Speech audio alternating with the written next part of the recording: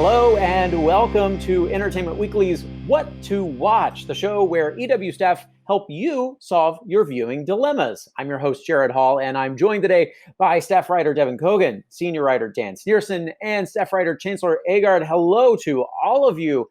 To start the show, this weekend, the fourth season finale of Insecure is airing, and it's kind of hard to believe that this season started just 9 weeks ago. So, Chance, what did fans generally make of this season, and do you think they'll be satisfied with its ending?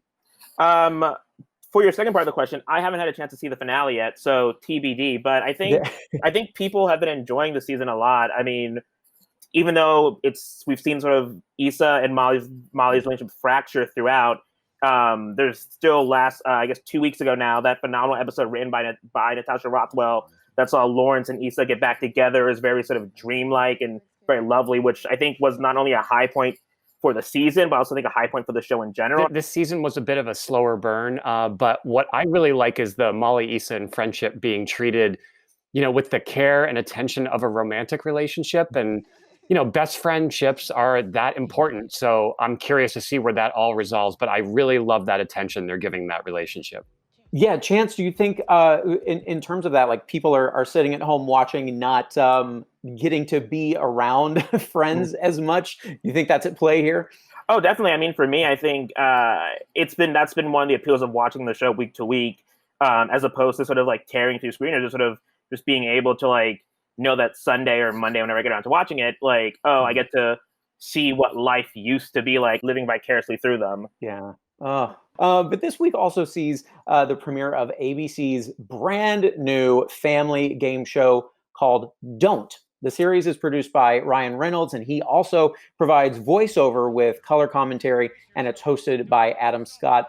Dan, what is it about these shows where families are competing in wild stunts? Why do we love them so much? Well, we're investing in storylines, I think, right now. And, we could see ourselves up there and our painful family members embarrassing us. I speak from experience here as a one-time contestant on Family Feud. And what? Yes, it's true. There is footage. We now cut to file not found. But it's true. But to me, this show, we watched it and liked it. It's really a lot of fun, and in ways reminds me a bit of Double Dare. Yeah, I love a Double Dare reference. It's all adults, but I mean, especially you've got these huge rubber tires rolling at people if you miss a question and it knocks them down, and the spicy food thing. Yeah, you guys have to watch that. The episode, at least for that, it's wild. I mean, not to be a contrarian, I really kind of disliked the show. Really? I did. I just thought it was so forced. In general, I'm a fan of Ryan Reynolds' shtick. I like his whole sarcastic thing he has going on, but I just found it so forced. And I thought the game show was just overwritten as I was watching it. Yeah, and that makes sense. I will definitely agree with you on the Ryan Reynolds stuff. It took me really maybe until the last 15 minutes that I warmed up to it, because otherwise it felt like was it either last year's Emmys or the year before when they had Thomas Lennon doing all of the voiceovers as people were walking up to stage, and it totally fell flat. And at first that's how this felt to me, and then I leaned into it a bit. I was like, all right. Also, for Adam Scott, it's on the one hand, dude, get that money, do what you got to do, get that money. On the other hand, I just feel I don't know, his whole thing to the sort of, again, sarcastic, but also sort of step removed from everything kind of. It didn't work for me as a host either. I don't know. It was a very weird and actually somewhat frustrating experience watching it yesterday. But I think I may be the minority. Chance, but the thing is that I hear what you're saying, but I felt that there was a meta wink there that felt more refreshing than a lot of game shows, than say Game of Games with Ellen. I don't know. I felt like that wink worked for me a little bit, and I felt like they were kind of lightly mocking the contestants in a way that was enjoyable, that you don't normally see. It didn't feel as cornball. I hear you maybe on the force thing, but I would ask you to say that the sense of humor was a little stronger than other game shows. But my expectations for game shows is pretty low, I would say. I'll give you that. Devan, would you go on a game show with your family? Normally I would say no, but now because like I live in LA and my family lives elsewhere in Missouri, and so like part of me is like sort of like I feel like now is actually like people are actually sort of feeling nostalgic for their families and actually like want to watch shows about their families. Where I feel like once I like actually go home and see them, I'll be like, no, I'm done with the family thing. But now I'm like, oh, I miss my family. I wish they were here. Right. I think we would do okay on a game show. But I think honestly, the kind of we would do better on like a trivia game show, not like a thing with like, not something like this with like flying, Right. Lots of action and stuff. Like give us like obscure trivia questions about like the original Muppet Show in the 70s, and the Coggans are going to do really, really well. Yeah, I was going to say, yeah, you would do really well there. Yeah, we certainly definitely all kind of want and need some fun right now. And ABC, I mean, they deliver with these summer game shows every year. I mean, Don't is now part of the slate with To Tell the Truth and Match Game, which I think is great, and Alec Baldwin with all the celebrities on there. Well, Chance, you went to a taping of that, right? I did. Oh God, that's 4 years ago. Years ago, yeah. I didn't realize like that they were actually like drinking throughout the whole thing. It's like no, they're there like shooting and just like drinking alcohol the entire time. I will give you that. That Match Game is a fun watch. Yeah, I like that one a lot. And we have more laughs for you to come here on What to Watch. So don't go anywhere.